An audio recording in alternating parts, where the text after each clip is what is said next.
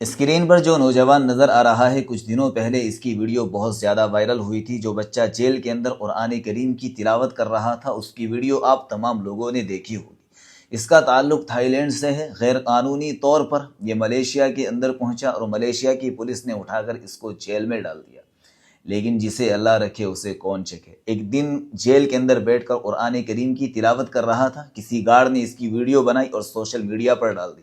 اس کی خوبصورت آواز کو سن کر ملیشیا کے لوگوں نے اس کے حق میں آواز لگانی شروع کی۔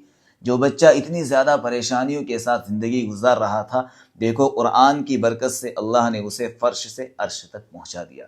ایک وقت ایسا آیا اب کہ اس نوجوان کو وہاں کا ایک مسجد کا امام بنا دیا گیا، یعنی اللہ نے اتنی زیادہ عزتوں سے نواز دیا۔ اس کی اسٹوری سے دوستو ہمیں یہ پیغام ملتا ہے کہ ایک تو اپنا تعلق قرآن سے جوڑنا چاہیے، دوسرے جہاں انسان کو مایوسی نظر آتی ہے کہ میری زندگی کی کہانی ختم ہوتی ہے، بعض اوقات وہاں سے زندگی کی دوسری کہانی کی شروعات ہوتی ہے۔ اللہ تعالی ہمیں بھی قرآن سے محبت کرنے والا بنائے۔ اگر قرآن سے محبت کریں گے تو اللہ ایسے ہی عزتوں سے نوازے گا۔ اللہ ایسی عزتیں عطا فرمائے، آمین لکھے اور شیئر کرے۔ شکریہ۔